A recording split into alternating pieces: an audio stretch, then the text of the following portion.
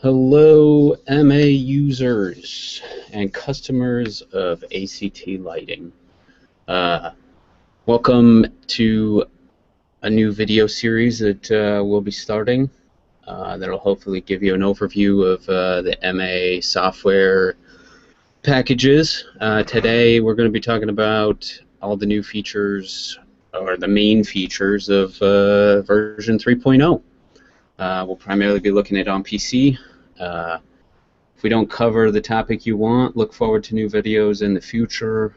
We hope to have videos of MA3D at certain points and maybe VPU as well.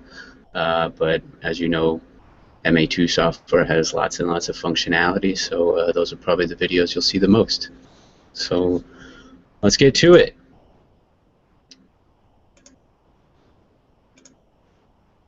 We got the on-PC software right in front of me. I've already had a show that's loaded and ready to go.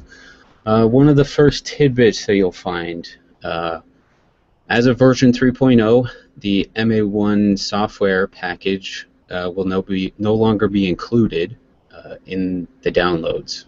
Okay, so if you are running your VPUs in MA1 mode, 2.9.1.1 or VPU version 7.84 is the last version that you'll install to use VPU in MA1 mode. If you're using your NPUs in compatibility mode, running those in MA1 mode, you'll just install 2.9.1.1 at any point to boot those up into MA1 mode. And same with the consoles. If you ever have a console and you need to run it in MA1 mode, just install version 2.9.1.1. You can always contact support at aclighting.com if you're looking for those software versions. Now don't worry, the NSPs and the two-port nodes will continue to work with version 3.0 and 3.1 and so on. Okay. So let's get right into the features. I hope you guys have all taken a look at the release notes already. There are 34 pages of release notes. Today we're just going to be running through the main features that have been added to 3.0. In the future, maybe we will have some videos that kind of hone in on some specific topics. So let's look at the stage view additions. Okay, so I've got my stage view right here.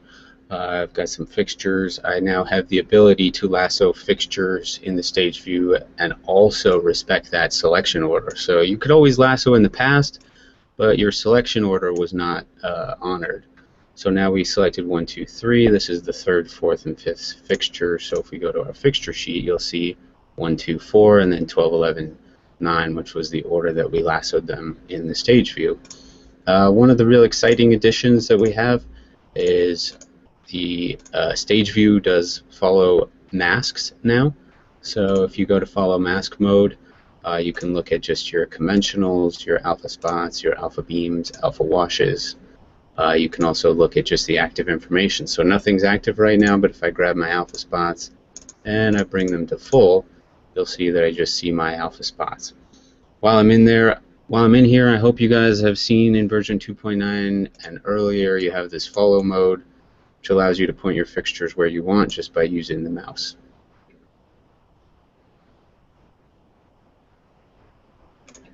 Cool. Next big feature is the pools now have a sheet style view, which can be very handy. So I'll go to screen 2, look at my macros pool, for example, and if I go to sheet style, I get to see a list of all my macros in a sheet view. Okay? So I can see the settings of an individual macro. So normally if I right click and I go into my macro editor, I have these CLI functions, the timing functions. Now I could just change that all from right here within this list view, which means I could lasso a bunch of these and turn this all on. The sheet view just makes it a lot easier to essentially edit settings of the object rather than having to actually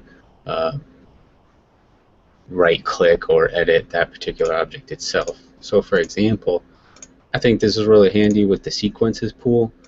This is what your sequence pool normally looks like. If you go to sheet view, you can actually turn off the tracking on and off. You can enable queue mode. A lot of these settings that you would normally see in the assign window of your executor Now you could just see them in a sheet view with all your sequences listed off. Also allows you to put in some info. For example, this is my favorite cue list. And then you can also name this stuff here. So chorus, for example. So it's just a new way of looking at things. Use it if you want. Don't use it if you don't want. Remember, it's that yellow ball in the top left of your regular pool. So any pool, you hit the yellow ball, and you can go to sheet style. If I jump back to my macros, another thing we've added, you see this little C symbol. This is going to tell you whether CLI is enabled or disabled for a macro. So if you guys have not seen or don't understand what CLI stands for, normally to edit a macro, we would say edit and click on the macro. That opens our macro editor. What that does is the macro identifier, the macro 241, actually interacts with the keyword that I've already typed in the command line. Okay. Now CLI basically bypasses the command line. So if I hit edit and say clear all, or this, you see it's not interacting, it's ignoring what I've already written into my command line. So C is telling you that, oh, you can't just say edit and tap on a macro, you have to actually do it the long-handed way. So you'll say edit macro 193, for example, and then you get this editor open, and you have an option to re-enable CLI if you'd like to, and then you don't see the C anymore. So it's just helpful little indicators to tell you that you have CLI turned off, maybe you have timing disabled for a macro, as you notice right there. Okay. Now, you're probably all looking at this macro pool wondering why I have a couple macros that are outlined in green and a macro that's outlined in yellow. There's a new feature called Appearance. It allows you to color any object, basically. So from my Assign button, I can say Appearance, this, and set a color for it. So now it's kind of a way to, I want to, attract your eye to certain sections of your pool objects. I can open this pool and know, oh, this yellow is my invert, block and unblock of my green. So you can also do a range of these. So I could say assign, assign, assign. So I say appearance, macro 192 through 195. You get the pop-up. I want those all to be magenta. Say please. So now they're all outlined in magenta. Now you also have the option to do this for your cues as well. So you can see I've already made a cue and set its appearance to magenta. If I want to make Q4 with a blue background, I could say, let's see, appearance Q4 please, and I said I want to make it a blue background. And now when I open this cue list, I see it's a blue background. Now this is just your standard pop-up. You guys have probably noticed I click on the little cue list, I get the temporary sequence editor pop-up. If you're working with a permanent sequence editor window, this yellow ball in the top left, like all of our windows, gives you options. You have an option to specify what gets colored. So if this is off, suddenly my appearances go away. I can color just the numbers. I can color the name and the number. I can color the name and the info column, which is all the way over here. Can also color just info, or I can color all the columns, which means the entire line is a color magenta or the color blue. So it's a good way. I don't know, you want to label all your choruses blue and all your hits magenta. For the pools, it's a good way to attract you to the various pool objects. And in case you wanted to reset this, you have a reset colors function that gets rid of all your appearances, and if you made a mistake, you just oops that, and now it's all back. Cool. Timers is a new thing. They've made a lot of additions to the clock. For example, you notice I have a clock window here that has a date, so you're not just limited to the time of day. It's it's a little after 1 p.m. today on June 13th. Let's say you didn't have a clock, you just draw a normal clock like you're used to. You hit the yellow ball with all these options, and now you have all these options to make it show, in analog mode, which is what we had before, but now you have dates. Also, there's this option up here that allows you to toggle through MIDI timecode, SMPTE. There's new options in 3.0 that show your timers, which is what we're looking at down here. So I've drawn a timer pool down here. I have a stopwatch, which is my first timer. So this clock is looking at my stopwatch. I just tap on it to start it and stop it. I can say off this timer object to reset it, tap on it again to start it up again. If I'm just working in the clock pool, I can start it and stop it from these title buttons. Now you also, that's a stopwatch. You also have countdown timers, right? So if we reset our countdown timer and then we start it, it'll count down over the course of, I had set it to 9 seconds. So 9 seconds later, when I reach the end of my countdown, I have told it to give me a confirmation pop-up. Now this is done just by editing a timer object. You get this pop-up. I want it to be a stopwatch or a countdown. I will choose countdown. I can choose my units. So if I want to work in frames per second, I can set that, or I can do like a standard stopwatch, which is 1/10 or 1/100th of a second. When restarting, you can have it reset or continue. You can link it, which is cool. So if you hit a go button anywhere, you can have the object to listen to that. You can link it to the selected, or you cannot link it. You label it here, start show countdown, for example. You set your countdown time, which would be 5 seconds, and then you have your alert. That little pop-up that we saw, I can have that stay up forever, or I can have it only stay up for a defined amount of time. And then your type is nothing. It just counts to 0. It gives you a pop-up, or on your console, it'll also give you a pop-up and a beep. And then that pop-up can appear on all the consoles and stations in your network, or it can only pop up on the local machine via this setting. So if I link this clock to timer and we say timer, what is that, number 7, I can see what this timer is doing. So, and it flashes at me. So this little button allows you to link it to a specific timer or link it to a selected timer. To select a timer, you say select this.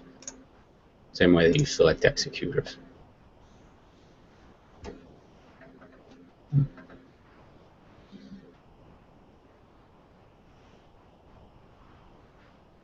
Now, there's another thing that's really fancy that we've added, any amount of time.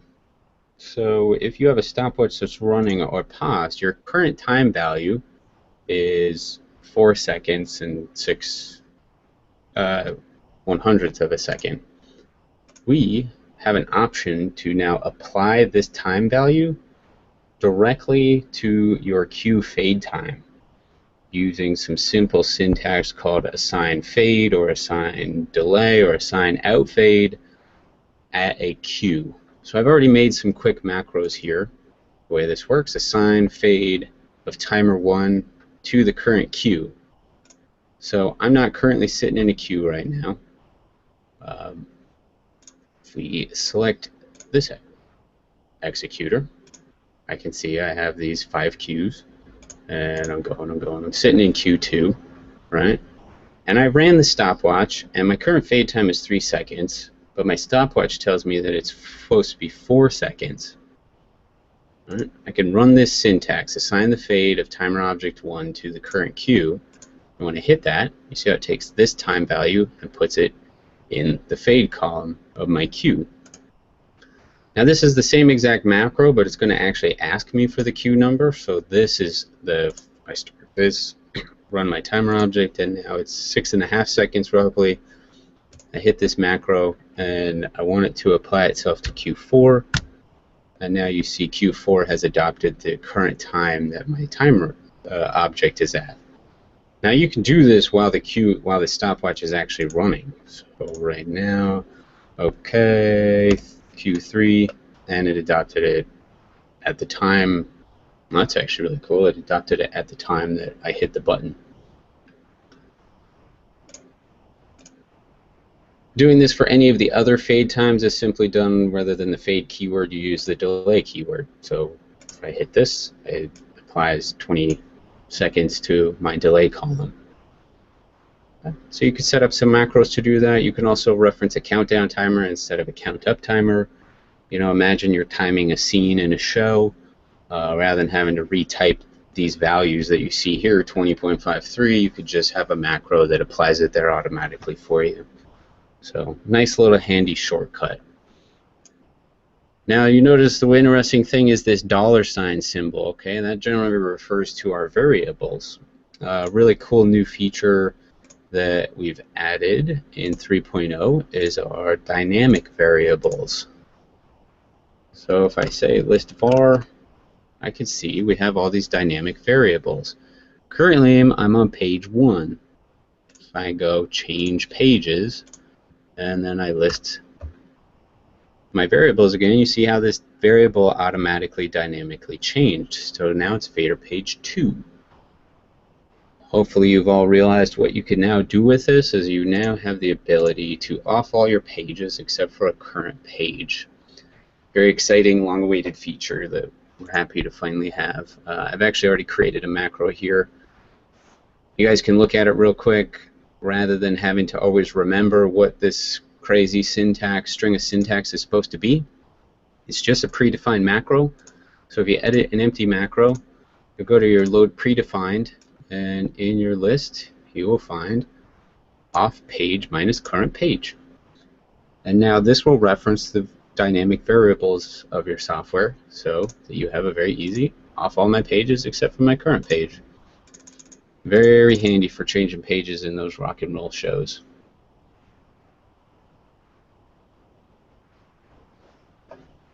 Okay, next topic. I guess this is a good one for tech support, but it's definitely good for you guys too, because it means maybe you can solve your problems faster, especially when an issue arises. If you haven't noticed already, over here on the bottom right, we have these symbols that are telling us something. Now, rather than you guys having to always remember what these symbols mean, all you have to do is tap on one of the symbols, and it opens Message Center, which is going to tell you the status of what that symbol means. So the green heart is telling us this on PC station is in a session. It's not the master, it's connected. Now we can confirm that by going to setup, MA2 control. I'll see I'm connected in session 1, and the master is this other console that's on the other side of the room. Okay, so I can learn all this information right here from this Message Center.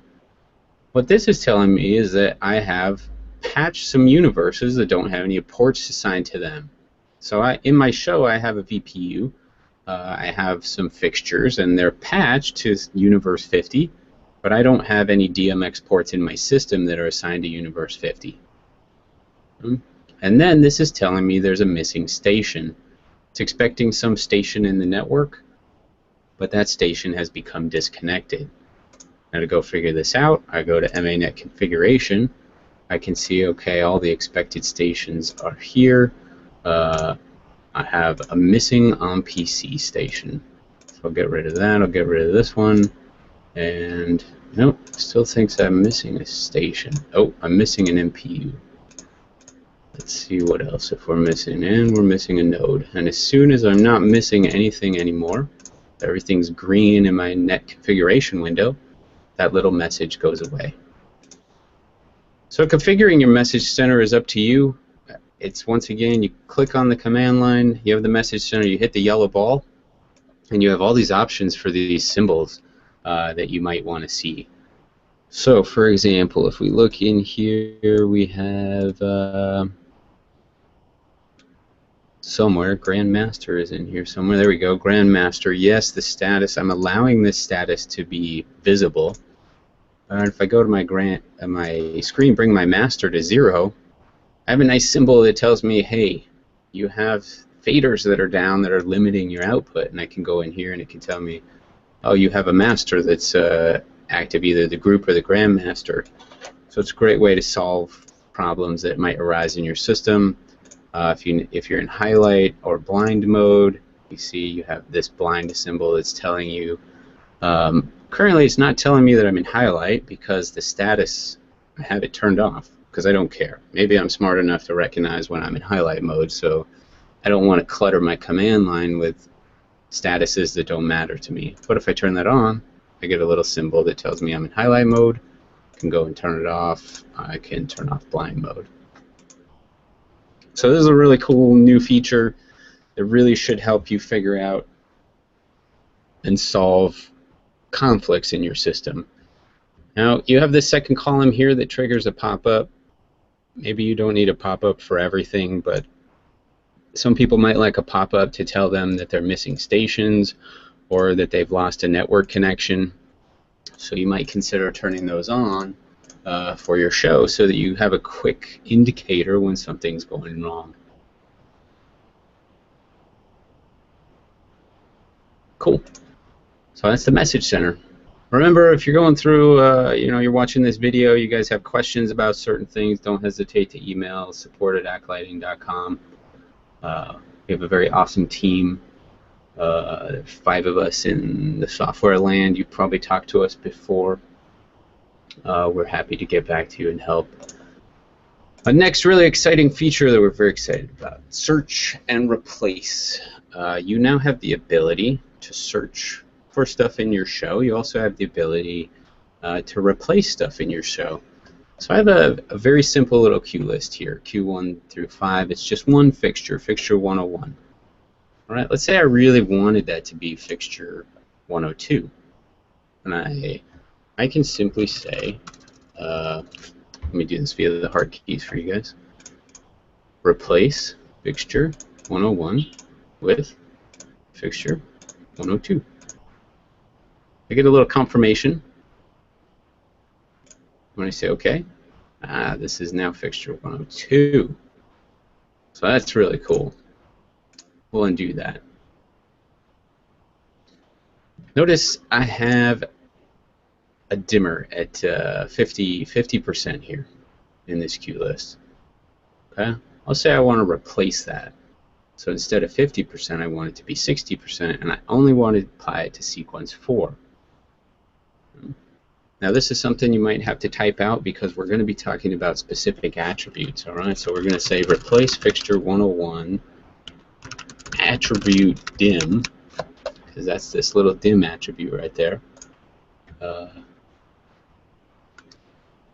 That is currently at 50%. So replace fixture 101 attribute dim that's at 50% with 60% if sequence 4.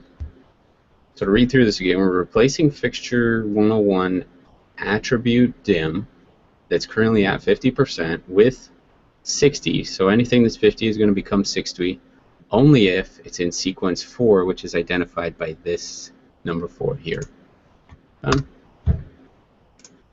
Get a pop-up, you say OK, and notice it changed the value of 50 to 60. So basically, anybody on any show should be able to use this, enjoy it. It's going to be very helpful.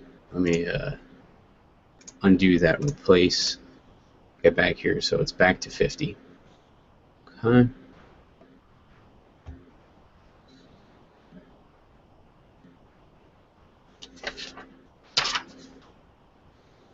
Now you can even take this even further, get even more complex. I currently don't have any presets in this cue list, so why don't we talk about adding some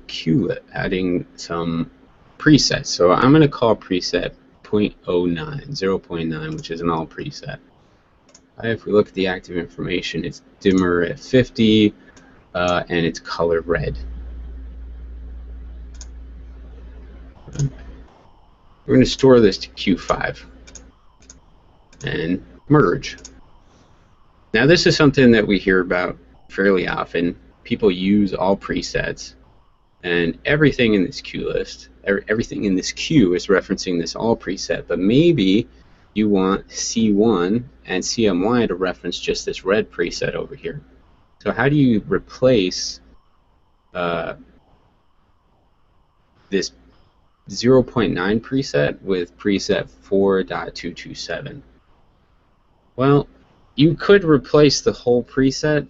You could replace 0.09 with 4.27, but that would also replace the dimmer data, so we don't want to do that.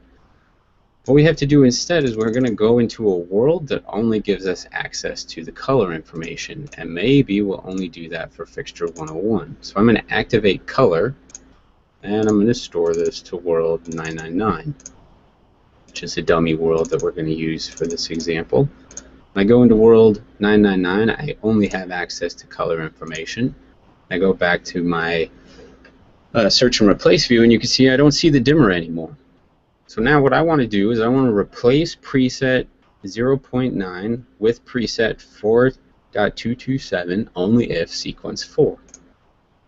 So we say replace preset 0.9 with preset 4.227 if, which stands for only if, sequence 4. I say OK, and now you notice this color data is referencing this preset instead of that 0.09 preset. We'll go back to world 1 and notice the dimmer is still referencing the all preset. So if you guys get shows handed to you from other people, everybody has different programming styles, you can take advantage of search and replace to replace all this information. The release notes actually have a lot of good details on how to use search and replace, so I urge you to look at the release notes for 3.0.0.2 until we have a chance to get our help manual all updated with that information. And don't forget, you can always access the release notes right from your setup menu. If you go to setup, update software, take a look at the release notes, you can find all this stuff about search and replace, plus some examples. If you want a little help during a search and replace, just email your example and your show file to us at support@lighting, and we'll get you helped out.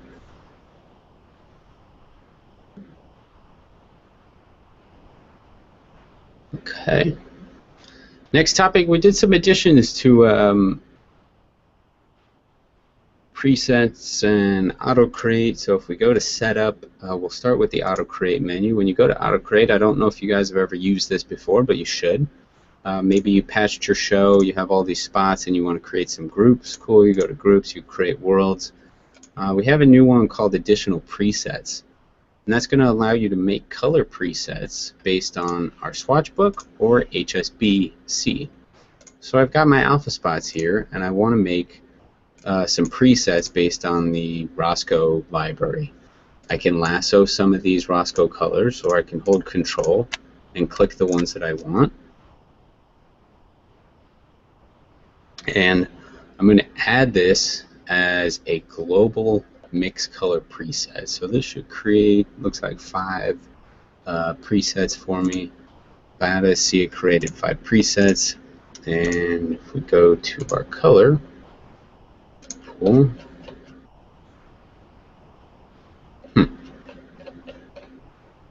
Here it is, right here. It adds them to the very end of the pool right now. So our last object that we had, I think, was 264, and then it added my 5 presets right there. If I go back to that setup auto create menu, you also have the hue and saturation, which is really cool. So I'm going to create 12 hue presets for 4 different saturation values. So it's actually 48 presets that it's going to create. So I might do that for my spot. So I'm actually going to do 6 so that I only have 20 hue and saturation values. Okay? And we're going to add this once again as a global mix color preset. And you see, made 25. Nice. That math, I don't know. We'll have to look into that one. But you can see how it made all these presets hue 0, Hue 60, 120, 180, 240, 300. I got 25 because our hue is a range of 0 to 360. That makes a little more sense now. Okay. Now, I was mentioning I did some additions to the way we deal with presets, and that's there's two things. We have a dynamic preset pool, and we also have a auto name feature. So if I go to presets, you'll notice there's a new button in here. It's called dynamic. When I go to dynamic and I click dimmer, I add the dimmer pool. Gobo, I got the Gobo pool. Color, I'm in the color pool. Now something that's really neat, I'm going to select my group 97, which is my alpha spots. And we go to color, and I'll make a magenta, and I want this to be a preset. So when I store here, notice it automatically called it magenta. The pound symbol on the end is what tells this to be a dynamically named preset. So when I change this to yellow, when I go to screen 2 and I hit store, I'm going to overwrite that. It automatically renamed it to yellow. However, if you were to get rid of, if we just call this yellow, notice the pound symbol goes away. If I change this back to magenta, and I store, or just notice it keeps the name that I gave it originally. So that's very handy. It also exists for Gobo. A really nice thing is if you look at the Gobos here, you know, it's called 1.4. So when I store this, it labels it G1.4 for me, which it got from the function set labels. It's kind of the same as using autocreate, but it's helping you on the fly depending on how you kind of store your presets and whether you use autocreate or not. All right, next topic, network troubleshooting tools. We offer some really fantastic networking technology, you know, multi-user, multiple consoles, one show file. We're the only protocol, MA2 that offers frame synchronous DMX. So naturally, these little Cat5 cables, they have problems. Sometimes those little Ethernet connectors have problems. Wouldn't it be great if you had some quick tools to help you analyze the system? Well, you do. It is a simple keyword called network speed test. Type that in, you hit enter. It's going to give me some warnings. Do you really want to perform the network test? Because this is going to temporarily, potentially cripple your network while it's doing the test. So you don't want to do this during a show. You want to do this in rehearsal, after the show, before the show. It's also going to tell you again, this is going to potentially disrupt network traffic for a few seconds. Since it does say that it could interfere with network performance, and we are live recording, uploading to the internet right now, I'm going to choose not to run this. However, when you do hit OK at this second pop-up, it's going to give you another window that's going to give you the ping results of every device that's in your session. It's a percentage, so if everything is 100%, yeah, you're good. If you see anything that's less than 100%, you should definitely check the Ethernet cables, check the Ethernet adapter, make sure the adapters are negotiating at gigabit speeds, try new cables, try new ports on your Ethernet switch, because it could be the problem device that's giving you issues. When you get in front of a desk, give it a try.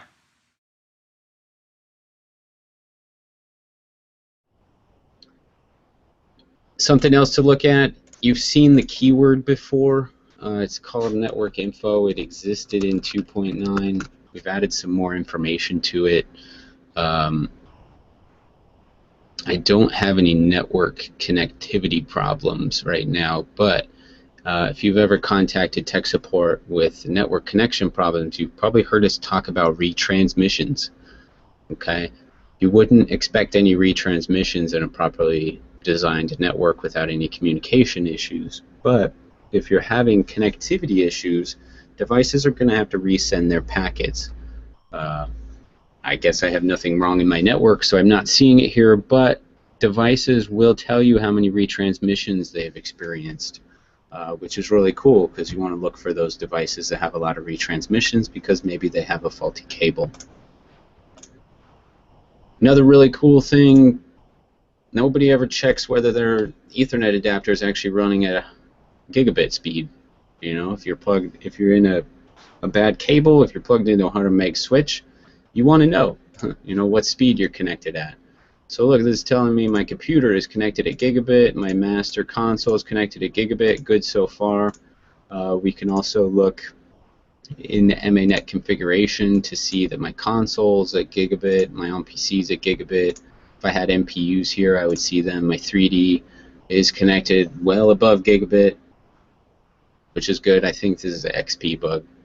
And then VPU is connected at gigabit. So if you're going through these menus and see any of those devices that are on 100 meg, you know, replace the cable. You definitely have to restart the device in order for it to renegotiate its speed. So first restart the device, then try a new cable. If you can't get it, to try a new port on your Ethernet switch if it's stuck in 100 meg. Maybe some other problem we have to look into. But these are going to be some really nice tools for troubleshooting your network. Okay, while we're in here, I have a VPU connected. You probably noticed that.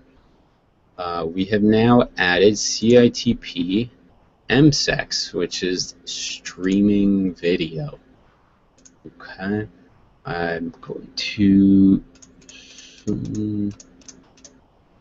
let me build my VPU view very quickly with a smart window. And I had some groups.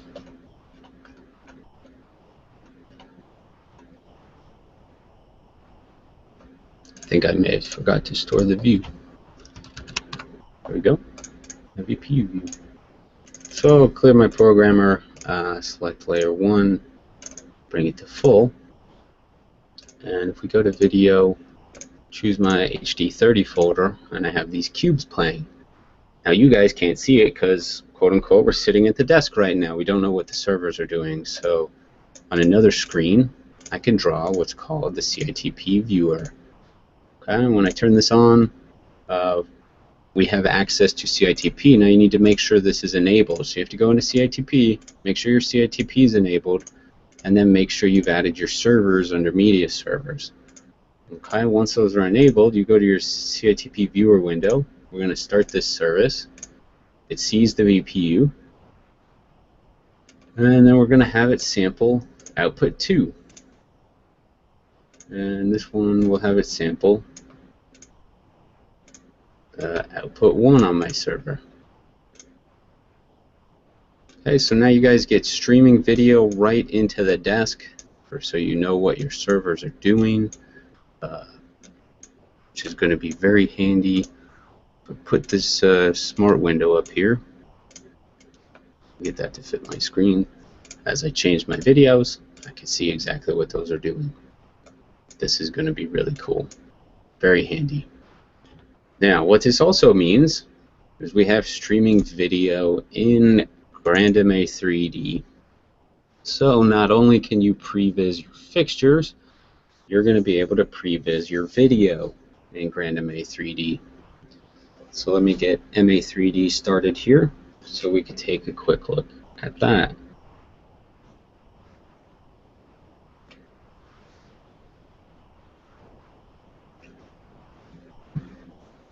I think my computer is running slow. It's doing too much right now. So we'll join this session.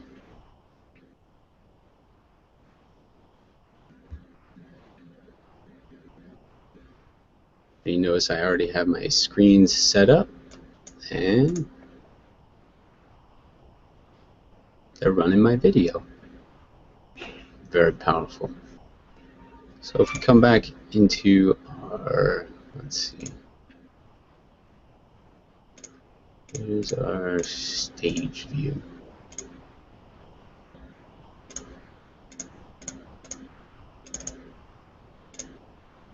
So you have lights that might be down here. When you go back to 3D, you see your lights and you see your video. If it's too bright, turn our render settings down a little bit, and you get a real representation of your stage.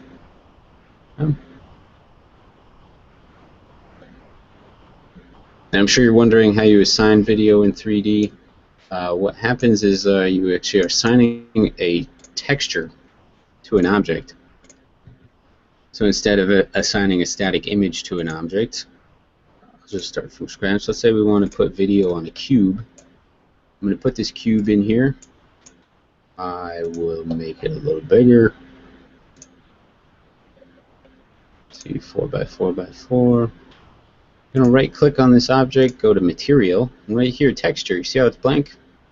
Click on the three dots. I'm going to choose our media server, and I can reference any of my video layers or reference an output. And to make it brighter, we turn up the emissive color. Okay, now we have a cube in my video. Really cool stuff. Really cool stuff.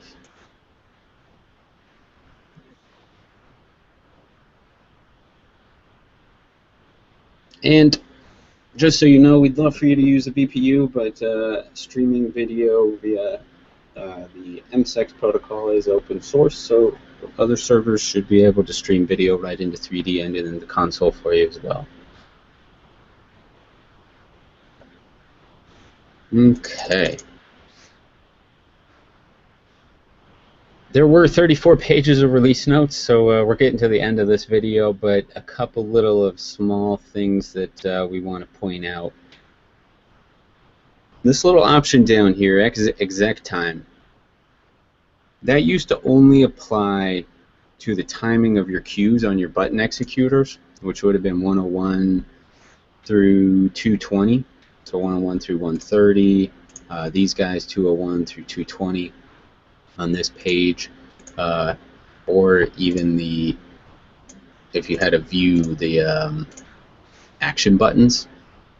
So if I just store this cue here, you know, that fade time is 3 seconds. So when I hit go, it's over the course of 3 seconds. Change this to toggle so you can see what I'm talking about. Okay, so 3 second fade up. You could always change that by enabling this exec time. See how it just snaps on and off, or if I put it up to 15, the queue time is going to take a long time. This used to always only apply to the button executors. This setting now applies to all executors 1 through 220. Okay, it's just a setting now per executor. So if you were to, if we go to screen 3, if you were to tap on the title bar, in your assign window you go to options. You have an option in here. I have lost. There we go. Ignore executor time. Okay, so now by default all your executors are going to follow this time setting as long as it's enabled, or the manual crossfade, but you have an option to set it to ignore. Any show file that you convert from 2.9 to 3.0, all the fader executors, the executor faders will automatically enable this. All the button executors will automatically disable this. Okay, so migrating a show forward, it's going to work exactly the same, but for creating new executors, if you are a user of executor time, make sure you're aware of this setting. Okay. Another feature we're really excited about is a new store option. Okay. If I look at my stage view here, we'll go to alpha spots, bring those to full, and point those over there. Okay. Now I'm going to select a new executor, and on this screen I have a tracking sheet. I don't want to store my first cue. Okay, now what that did is it stored dimmer at full and pan tilt. Didn't store anything else. We have a new store mode. It's called store look. Okay. Now by default you're probably used to the console storing only the active information. Right? That's the information that has a red background. This is active. The new store look function is merely looking for lights that have a dimmer above 0%. It's all about what you see. What is the look on stage? What is required to reproduce that look? So, since these lights have dimmer that's on, it's going to store everything if I use this store look option. So I said store look please. It's going to create a second queue. And if I look at my tracking sheet, notice dimmer at full plus CMY, CTO, lamp control, all that stuff. Okay, then where do all these other fixtures come from? Well, since those fixtures are out, store look stores those at 0 because that's what it takes. When you recall this queue, you want it to always look what it looked like when you created it.